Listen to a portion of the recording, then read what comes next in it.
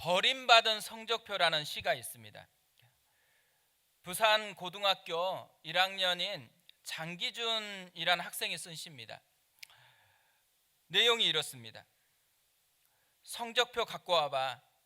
여기요. 이게 뭐고? 이게 성적표라고 갖고 왔나? 네 이 실력으로 대학 갈 수 있는지 아나? 내일 당장 공고로 옮겨. 싫습니다. 찍. 사정없이 성적표를 찢어버린다. 주먹이 불끈 쥐어졌다. 벽을 마음껏 후려치고 싶다.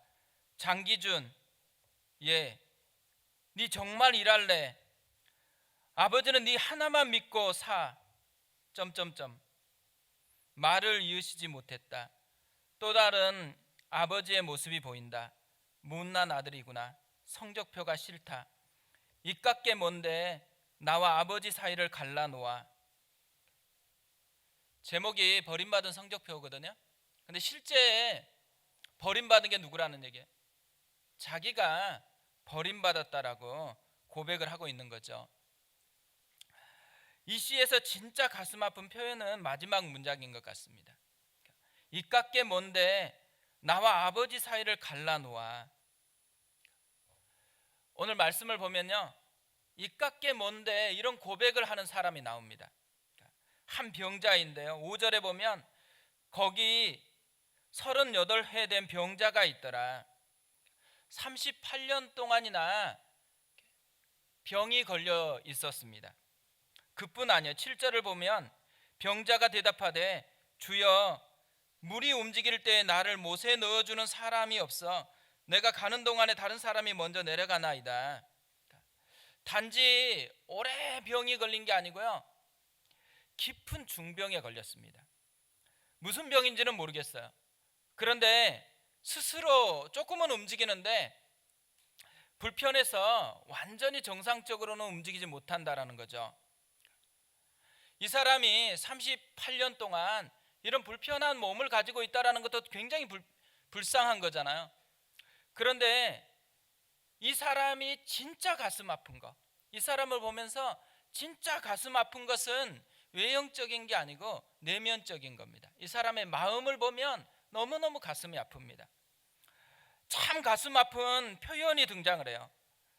나를 못에 넣어주는 사람이 없어. 중증 환자인데 사람이 없대요. 도와주는 가족도 없고 친구도 없습니다. 버림받았다라는 거죠. 사랑하는 사람들에게 오랜 이 병 때문에 버림받아 버렸습니다. 병에 걸린 것보다 훨씬 더 비참한 것은요, 홀로 버려지는 거예요. 그래서인지 모르겠지만 이 사람은요, 점점 희망의 불씨가 꺼져가고 있습니다. 예수님이 낫고자 하느냐 물으셨을 때 이 사람은 다른 사람과는 다르게 대답해요. 다른 사람은 이렇게 질문했을 때 예, 낫고 싶습니다, 이렇게 고백했는데 이 사람은 자신의 신세를 한탄을 합니다. 왜 이렇게 신세를 한탄할까요? 마음에서 희망이라는 단어가 사라지고 있는 것입니다. 낫고자 하는 희망을 가지고 베데스다 연못에 갔는데요, 현실의 벽이 너무 높은 거예요. 오히려 희망이라는 단어가 점점 사라지고 지워져 가고 있습니다. 어떤 면에서는요, 몸만 병든 것도 아니고 마음만 병든 것도 아니고요, 희망 자체가 병이 들어버린 그 사람이 되어버렸습니다. 그런데 이런 분들이요, 의외로 많습니다. 우리 곁에 이런 분이 사실은 의외로 많습니다. 갑작스럽게 암이 찾아오거나 생각지도 못했던 큰 중병이 찾아오면, 그러면 그 중병의 무게가 너무 크니까 점차적으로 희망이라는 것이 사라져버리는 그런 현상이 있습니다. 또 마음의 질병이 있는 분들, 우울증이나 다른 게 찾아오면 점점 희망을 꿈꾸지 않습니다. 경제적인 문제 때문에 지속적으로 고통을 받으면 그러면 마음속에 희망이 점점 사라집니다. 남이 봤을 때는 조금만 하면 될 것 같은데 본인 속에서는 모든 게 힘든 거예요. 관계적인 문제가 찾아오면 어때요? 더 깊은 아픔이죠. 관계적인 문제는 끊임없이 부딪히기 때문에 더 깊이 상처가 되고, 그러면서 점점 개선할 수 있는 힘이 없는 것 같고, 그래서 점점 희망이 사라져 버리는 그런 현상이 있습니다. 이깟게 뭔데 이런 상황이요, 우리에게도 굉장히 가까운 문제라는 거죠. 이런 상황이 찾아올 때 우리는 어떻게 해야 될까요? 가슴 아픈 현실을 직면하게 될 때, 원하지 않았는데 그런 상황이 우리에게 찾아왔을 때 우리는 어떻게 해야 될 것인가? 오늘 말씀을 통해서 그 부분을 좀 살펴보려고 합니다. 가슴 아픈 현실 앞에서 우리가 해야 될 것, 첫 번째로는요, 가짜 유혹을 버려야 된다는 것입니다. 오늘 말씀은 베데스다 못을 길게 설명하는 것으로 병자와 예수님과의 만남을 소개합니다. 2절부터 4절까지 3절이나 베데스다 못에 대해서 설명을 해요. 위치가 어떤지, 또 어떤 특징이 있는지를 설명을 합니다. 2절에 보면 예루살렘에 있는 양문 곁에 히브리 말로 베데스다라 하는 못이 있는데 거기 행각 5이 있고, 서울에도 보면 동대문이 있고 남대문이 있거든요. 예루살렘 성도 문이 있었습니다. 그 문 중에 하나가 양문이라는 문이었어요. 이 양문이라는 문은 뭐냐면 제사를 지내는 양들이 들어오는 문이었습니다. 베데스다는 그 양문 곁에 가까운 곳에 있었습니다. 그리고 그곳에는 행각 5이 있었다라고 얘기합니다. 못은 작을 것인데 많은 사람들이 모여서 쉬어야 되니까 행각을 5개나 만들었다라는 거죠. 왜 이렇게 많은 사람이 모였을까요? 특별한 사연이 있기 때문에 작은 연못에 행각을 5개나 만들어 놓은 것입니다. 이 특별한 사연을 4절에서 이렇게 설명을 합니다. 이는 천사가 가끔 못에 내려와 물을 움직이게 하는데 움직인 후에 먼저 들어가는 자는 어떤 병에 걸렸든지 낫게 되미로라. 이게 진짜인지 가짜인지는 모르겠어요. 그런데 천사가 가끔 이 못에 내려온대요. 그래서 물을 움직이게 하는데 그때 제일 먼저 들어가는 사람, 그 사람은 어떤 병이든지 낫게 된다라는 소문이 퍼졌습니다. 이 소문을 듣자마자 환자들이 구름대처럼 그곳에 몰려든 것입니다. 그래서 환자들이니까 쉴 수 있는 곳이 필요하잖아요. 행각 5을 그곳에 빽빽하게 세웠습니다. 절박하면요, 지푸라기라도 붙들고자 하는 것이 사람의 심리거든요. 이 사람들이 얼마나 절박했으면 이런 소문을 듣고 이렇게까지 많이 몰려왔겠어요. 이 베데스다라는 말, 이 말은 두 단어가 합쳐진 말이거든요. 하나는 베트라는 말이고 하나는 헤세드라는 말이에요. 베트라는 말은 집을 의미해요. 헤세드라는 말은 우리가 좀 들어보셨을 거거든요. 은혜, 자비, 하나님의 사랑의 성품을 얘기하는 단어가 헤세드라는 말입니다. 합치면 뭐예요? 은혜의 집, 자비의 집이라는 그런 이름입니다. 근데 실제로 은혜의 집일까요? 이름은 은혜의 집인데 실제로는 은혜의 집이 아닙니다. 이 베데스다가요, 사람들이 약한 사람이 몰려와 있잖아요. 다 환자거든요. 이 환자들이 가장 먼저 들어가는 사람만 낫기 때문에 약한데 가장 경쟁이 치열한 곳이에요. 진짜 경쟁이 치열한 그 장소가 베데스다예요. 그뿐 아니죠. 희망 고문을 하는 가장 잔인한 집이에요. 모든 사람이 들어가서 낫게 되면 얼마나 좋겠어요. 그런데 아이러니가 뭐예요? 이런 곳에서 치유가 되려면 진짜 중증 환자가 치유되는 곳이 돼야 되잖아요. 근데 이곳에서 나을 수 있는 자격은 누가 가지고 있겠어요? 중증 환자는 못 가요.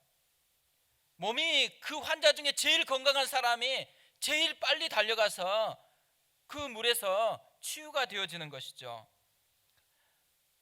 은혜의 집이 아니고 가짜 은혜의 집. 이 사실을 이 사람들이 몰랐을까요? 알았을까요? 알았을 거예요. 이 소문 듣고 이미 이 소문 자체가 그것을 알려주고 있잖아요. 근데 왜 이렇게 수많은 사람이 이곳에 몰려왔을까요? 이것밖에는요 희망이 없다고 생각하기 때문에 그래요. 복권 확률보다도 훨씬 낮지만 그래도 한 명은 낫는데요. 그 한 명에 자기가 속했으면 좋겠다라는 거예요. 그 희망 하나 가지고서 이곳에 몰려왔습니다. 근데 다른 사람은 몰라도요 이 38년 된 이 사람은 오면 안 돼요. 이 38년 된 병자는 사실 이 희망을 버려야 돼요. 움직일 수가 없잖아요. 그리고 또 친구도 없잖아요. 데려갈 사람도 없는데 어떻게 제일 먼저 들어가겠어요? 이 사람이 먼저 들어갈 확률 제로예요, 제로. 이곳에서 나을 수 있는 확률 완전히 제로예요. 그런데 이 사람이 이곳에 지금 와서 기다리고 있는 것입니다. 가슴 아픈 소리를 내는 사람들의 행복이라는 책이 있거든요. 이 책에 보면 이런 글귀가 있습니다. 가슴 아픈 것들은 다 소리를 냅니다. 가슴 아픈 사람들은 소리를 냅니다. 울먹이는 소리, 흐느끼는 소리가 있습니다. 소리를 내지 못하고 숨죽이며 우는 소리가 있습니다. 한 맺힌 소리가 슬픈 가슴에 파묻혀 더 깊은 한이 되어버린 사람도 있습니다. 이 38년 된 이 병자가 한 맺히게 내는 소리가 뭘까요? 사람이 없어. 나를 도와줄 사람이 없어. 나에게 한 명만 있으면 사람이 없다라고 한 맺힌 소리를 하는 거예요. 근데 생각해 보세요. 이 사람에게 진짜 절망적인 게 사람이 없어서일까요? 이 사람에게 진짜 큰 불행은 사람 없는 거 아니에요. 더 본질적인 불행이 있어요. 진짜 본질적인 불행이 두 가지나 성경에서 발견할 수가 있어요. 하나는 뭐냐면 진짜가 바로 옆에 있는데 그 진짜가 생명력을 잃어버렸다라는 거예요. 2절을 다시 봐보세요. 예루살렘에 있는 양문 곁에 히브리 말로 베데스다라 하는 못이 있는데 거기 행각 5이 있고, 하나님께서 우리를 회복하기 위해서 우리를 다시 살게 하기 위해서 주신 게 뭐냐면 성전이에요. 그리고 예배거든요. 예배. 지금 베데스다 못이 어디 있냐면 예배를 위해서 들어가는 양문, 양들이 들어가는 그 양문 곁에 베데스다가 있습니다. 이들이 원래는 베데스다에 머물면 안 돼요. 어디로 가야 돼요? 양문을 통과해서 성전으로 가야죠. 그 진짜 예배를 드려야죠. 그리고 하나님을 경험하고 그 하나님의 능력으로 말미암아서 회복을 맛보아야 되는 거잖아요. 천사를 붙들 게 아니에요. 하나님을 붙들어야 되거든요.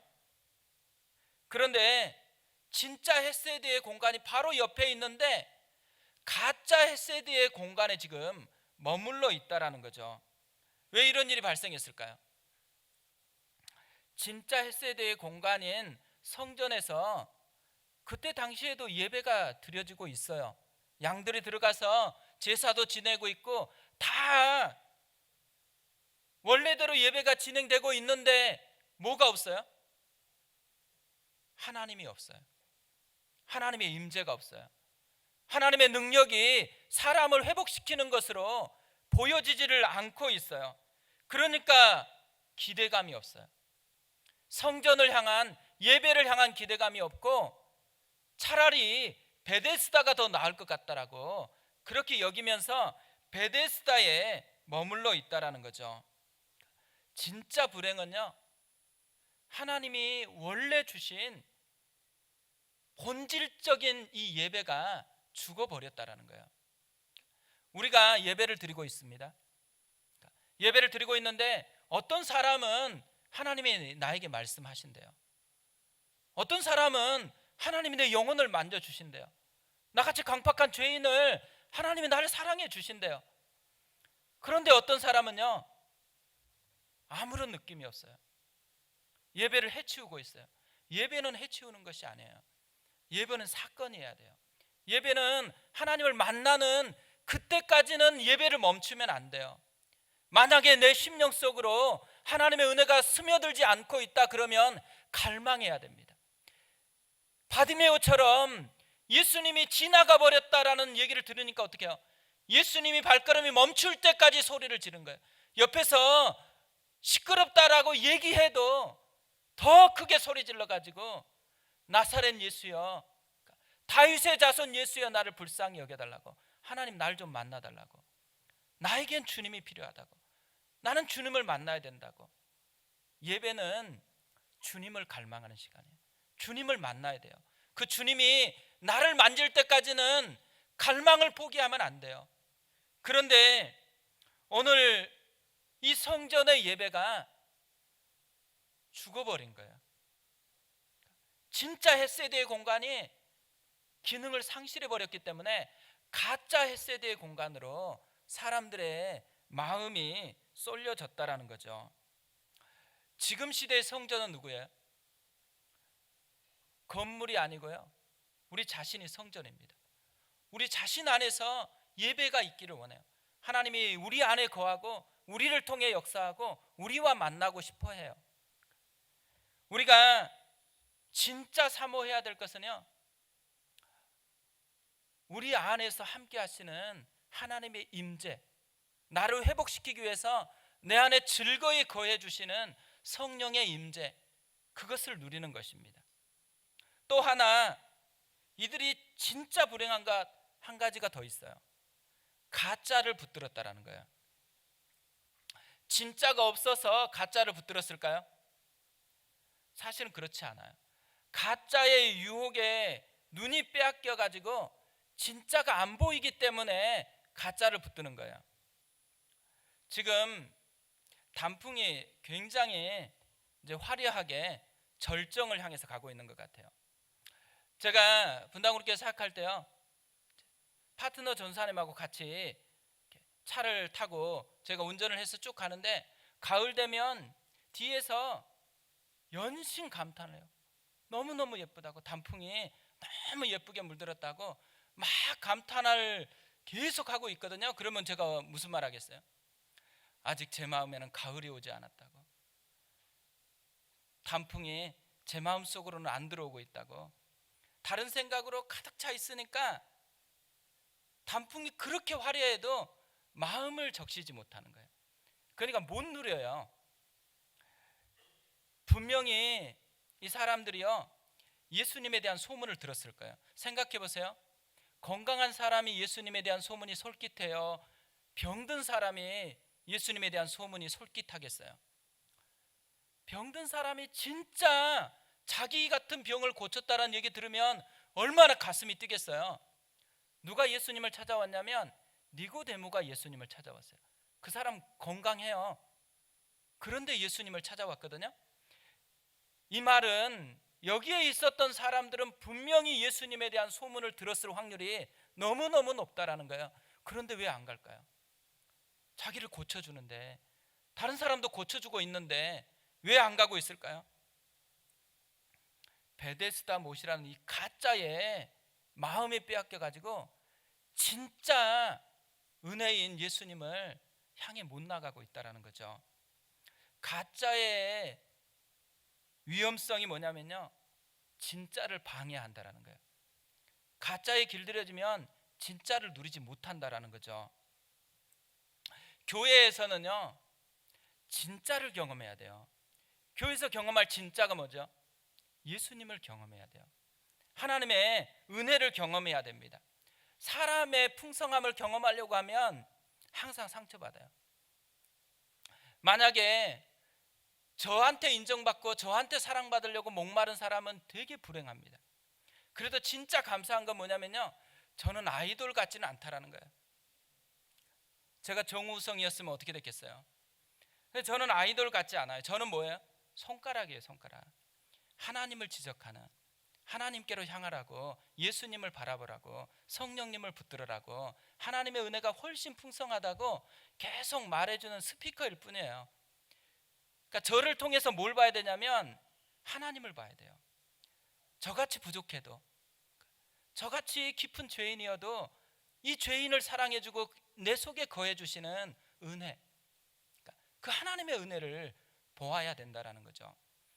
그래서 하나님을 경험하는 사람, 하나님이 얼마나 풍성한지를 경험하는 것이 교회예요. 그러니까 한 사람 한 사람 보면서 약함이 보이죠. 그 약함을 보면 뭘 볼 수 있어요? 저렇게 약한데 주님이 그 영혼을 사랑한다라는 거예요. 저렇게 강팍한데 어떻게 주님이 저 사람을 사랑할까? 이유를 알 수 없어요.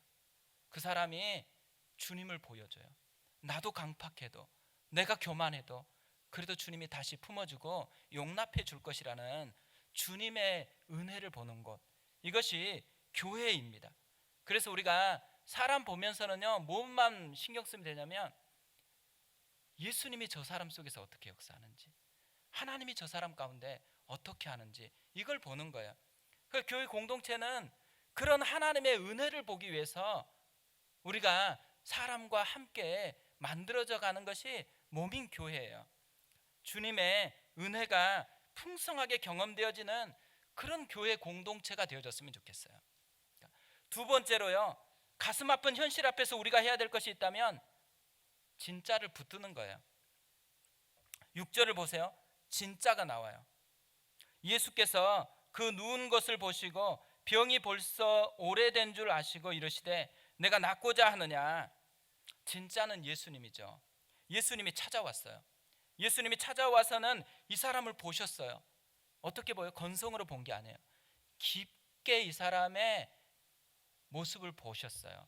그래서 이 사람이 38년 동안이나 이런 아픔을 가지고 있다는 것을 주님이 아셨어요. 그뿐 아니죠. 이 사람 속에는 희망이 없는 거예요.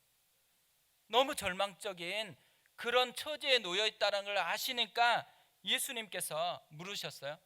네가 낫고자 하느냐. 왜 물었을까요?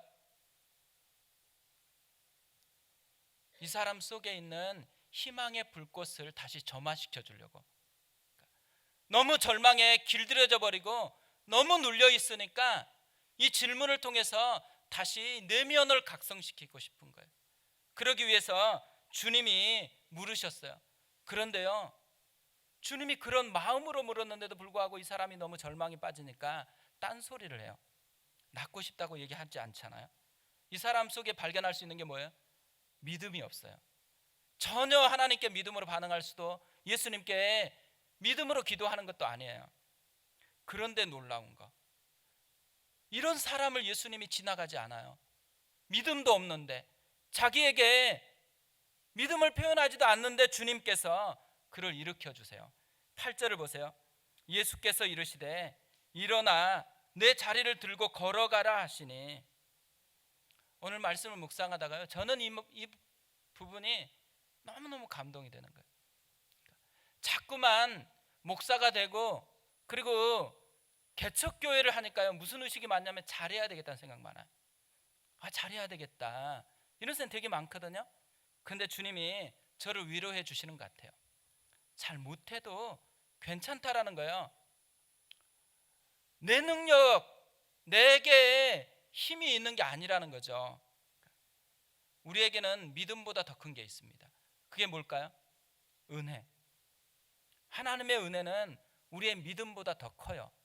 하나님의 자비하심은 우리의 죄악보다도 훨씬 더 깊어요. 하나님의 긍휼히 여기심은요, 우리의 깨진 것보다, 절망스러운 것보다 훨씬 더 피부적이에요. 더 깊어요. 우리가 붙들 것은 헤세드, 진짜 헤세드인 거죠. 진짜 은혜를 우리가 붙들어야 되는 거예요. 진짜 이 은혜를 우리가 진짜 우리의 삶에서 계속적으로 누리려고 하면 무엇을 해야 될까요? 제가 오늘 본문 말씀을 묵상하다가 두 가지를 발견했습니다. 하나는 뭐냐면 예배가 회복되는 거예요. 베데스다가 양문 곁에 있었다 그랬잖아요. 양문은 예배를 의미한다 그랬잖아요. 근데 지금 예배가 다 죽었어요. 그런데 예수님께서 세상 죄를 지고 가는 하나님의 어린 양으로 지금 그곳에 계시는 거예요. 뭘 상징해요? 예수님이 새로운 양문이 되어 주신다라는 거죠. 예수님이 진짜 예배를 드릴 수 있도록 우리를 인도해 주시겠다라는 말입니다. 무너진 예배 다시 회복시켜 주겠다라는 말이에요. 예배는요, 전환이 일어나는 시간이라고 생각합니다. 내가 죽고 예수가 사는 거예요. 나 같은 깊은 죄인이 여전히 죄로 가득 찬데 하나님의 은혜의 물이 스며들어 가지고 하나님의 은혜밖에는 안 보이는 거예요. 그래서 내가 죄의 옷을 벗고 예수의 옷을 입는 시간이 예배인 거죠.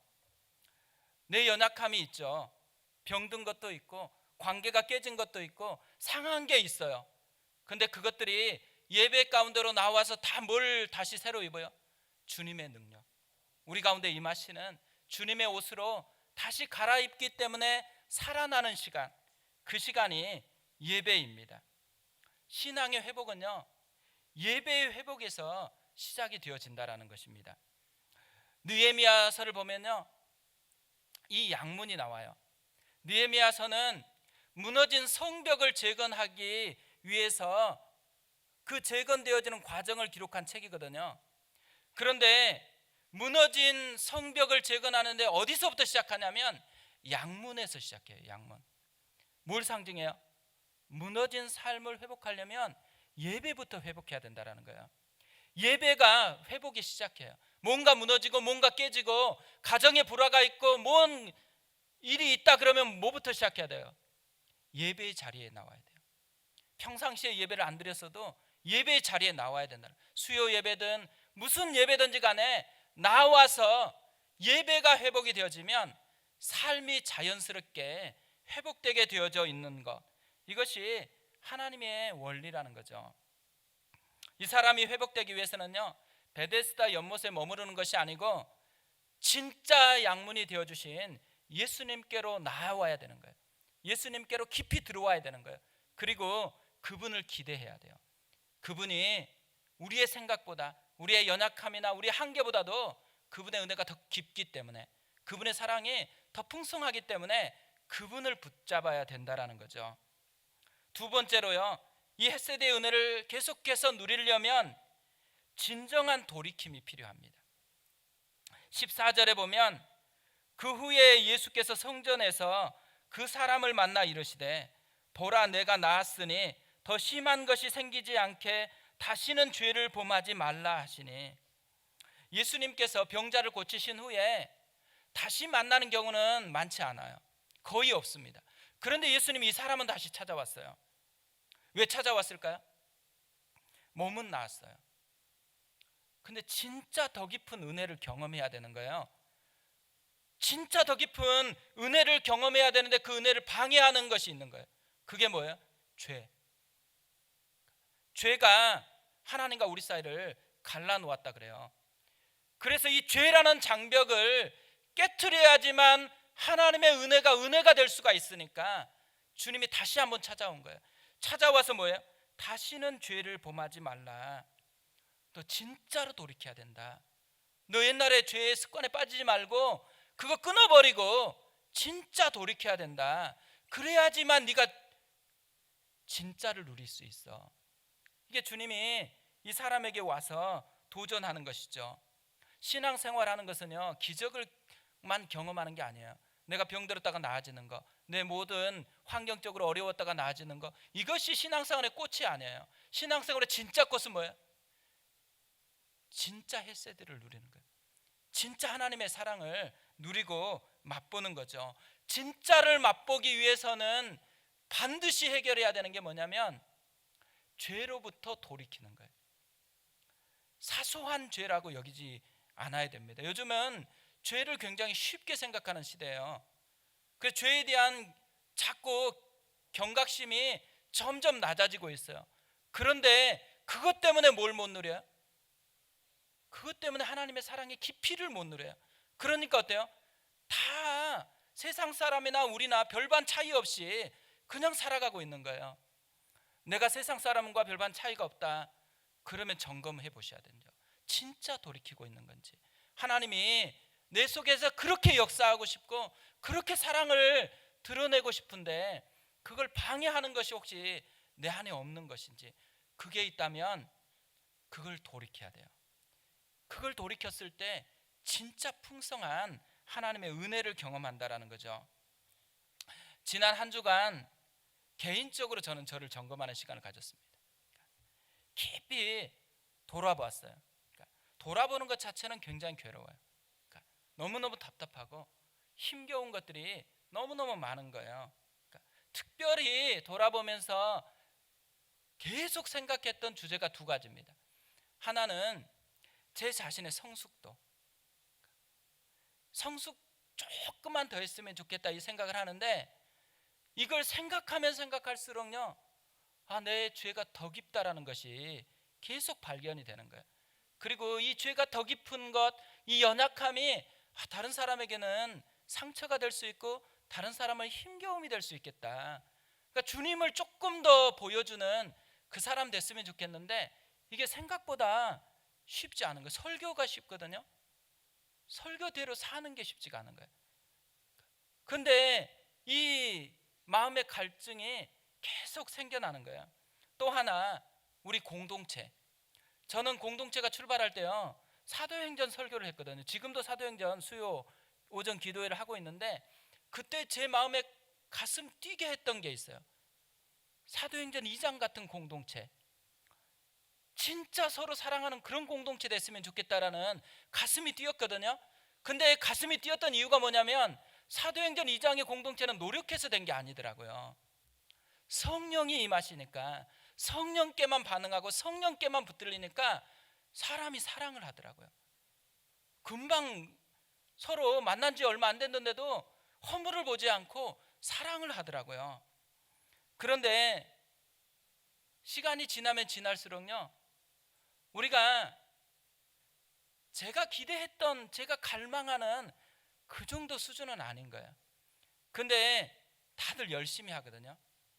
그러니까 순장님들도 열심히 하고 교사들도 열심히 하고 봉사하는 게 진짜 열심히 해요. 열심히 하는데 왜 안 될까? 이게 너무 고민거리인 거예요. 이렇게까지 열심히 하는데 근데 왜 안 되지? 이것을 자꾸 물었어요. 하나 이렇게까지 하는데 사람들은 열심히 하면 할수록 서로 불쌍히 여기는 것도 아니고 서로 사랑하고 서로 막 축복하고 허깅하는 게 아니더라고요. 열심히 하면 열심히 할수록 어때요? 시기심을 가져요.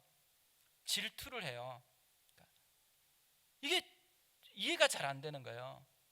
그리고 성숙했다고 생각하는 분들이 주님의 영을 따라서 살아가는 것이 오히려 쉽지가 않더라고요.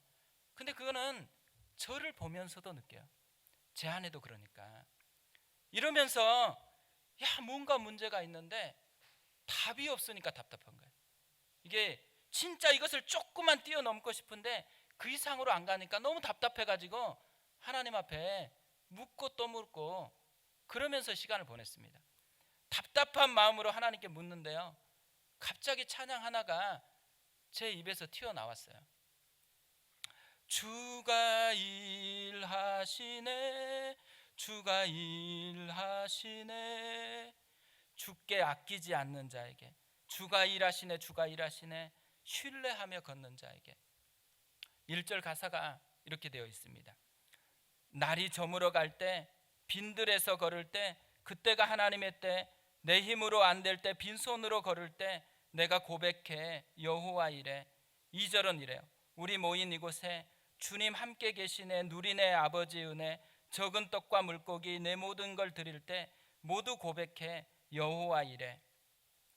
이 찬양을 계속 부르다가 깨달았어요. 내가 뭘 잘못하고 있는지.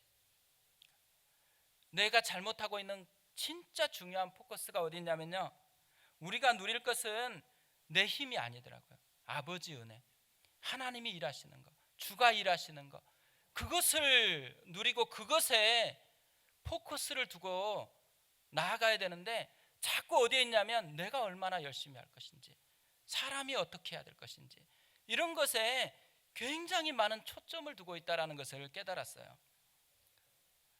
그러면서요, 우리가 지금 요한복음을 살펴보고 있는데, 이 요한복음에서 예수님을 만난 사람들을 살펴봤잖아요. 두 종류가 있습니다. 하나는 뭐냐면 직접 예수님이 찾아갔던 사람이 있고요, 또 한 종류는 이 사람들이 예수님을 찾아왔던 사람이 있어요. 오늘 38년 된 병자는 예수님이 직접 찾아갔습니다. 근데 이 말씀을 묵상하다가요, 우리는 어느 편에 서야 될 것인지, 우리는 기다릴 것인지 적극적으로 찾아갈 것인지, 하나님께서는요 적극적으로 찾아가기를 원한다라는 그런 생각을 주시더라고요. 적극적으로 예수님을 찾아가는 게 뭘까요? 기도를 회복하는 거예요. 기도해야 되는 것이죠. 생각해 보니까요, 작년까지만 해도 우리 교회 중보기도팀이 튼튼하게 살아 역사했거든요. 우리 김선희 자매님이 중보기도팀을 위해서 기도 제목 하나하나도 정리하고 어떻게 인도하는 것인지 하나하나 세팅해가지고 중보기도팀이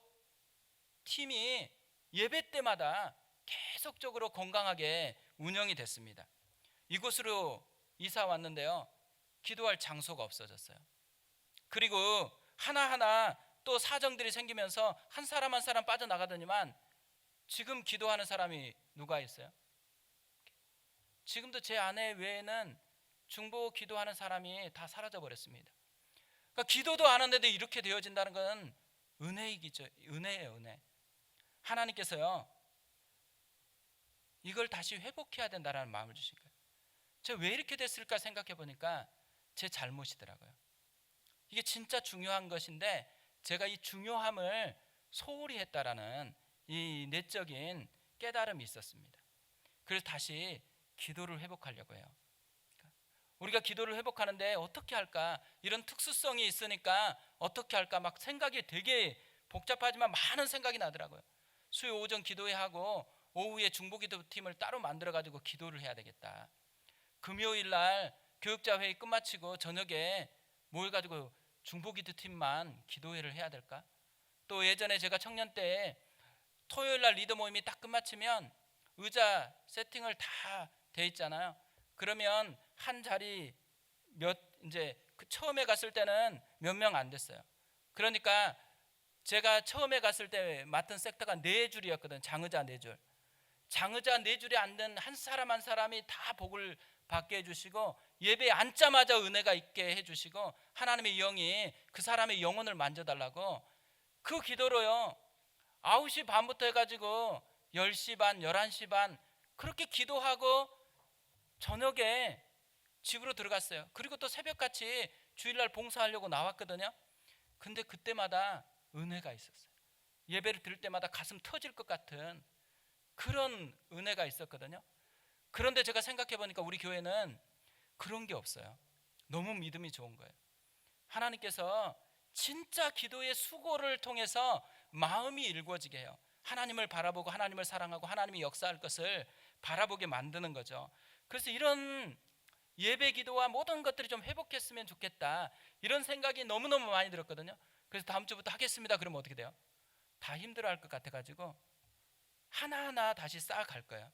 근데 지금 당장 할 수 있는 거, 지금 당장 할 수 있는 것 하기 위해서 간지에 11월에 드리는 하늘꿈 교회를 위한 기도를 넣어놨습니다. 뒤에 보면 11월 달에 우리가 기도해야 될 기도의 제목들이 담겨져 있습니다. 그리고 밑에 보면 교회를 위해 기도하는 기도 시간 해서 자기가 기도할 수 있는 시간을 정하는 거예요. 그리고 기도했으면 체크를 해가지고 하나님 앞에 기도의 단을 쌓는 거죠. 그래서 주가 일하시네를 보는 것, 이것이 하나님께서 우리 가운데 원하시는 것 같다라는 생각을 했습니다. 그리고 제가 이곳에 있으면서요, 우리가 공간이 없다 보니까 예배 사이사이에 필요하면 그때 기도를 해드려야 되는데 기도할 시간이 없는 거예요. 그래서 자연스럽게 우리 교회는 보니까 예배가 끝마치고 나서도 기도도 안 해요. 또 교육자도 누가 오면은 기도해드려야 되는데 기도할 그런 분위기가 아니더라고요. 그래서 다시 바꾸려고 그래요. 그러니까 제가 예배 끝마치고 나면은 저는 이제 인사를 안 할 계획이에요. 대신 누군가가 와서 기도 제목을 원하면 이 자리에서 그냥 기도해 드리겠습니다. 우린 공간 없어요. 그런데 이곳에서 그런 문화를 만들어야 된다는 생각을 합니다. 한 사람 한 사람의 영혼은 그때 필요한 거예요. 그때 기도해 드려야 되거든요. 그래서 그런 기도의 문화들을 좀 바꿔가야 되겠다. 아무도 안 찾아오면 다시 인사하면 돼요. 그러니까 너무 고민 안 해도 됩니다. 그리고 의식을 하기 시작하면 기도를 못 해요. 어느 때라도 일주일에 여기서 딱 끝마치고 집에 들어가면 기도 부탁해야지 하고 나면 싹 사라져요. 이때 기도가 필요하면 이때 기도를 부탁하는 거예요. 그러면 가능한 대로 그때마다 기도하고 하나님이 어떻게 일하시는지를 보는 거, 이것이 우리가 해야 되는 것이라고 생각합니다. 진짜 교회는요, 사람보다도 주가 일하시네를 경험하는 거예요. 하나님이 일하신다라는 것을 맛보는 곳이 교회입니다. 이곳 보면 빨간 글로 되어 있는 게 있거든요. 빨간 글로 사람이 일하면 사람이 일할 뿐이지만 사람이 기도하면 하나님께서 일하신다. 우리 이것을 한 목소리로 읽고 설교를 마무리하겠습니다. 같이 읽겠습니다. 사람이 일하면 사람이 일할 뿐이지만 사람이 기도하면 하나님께서 일하신다. 아멘.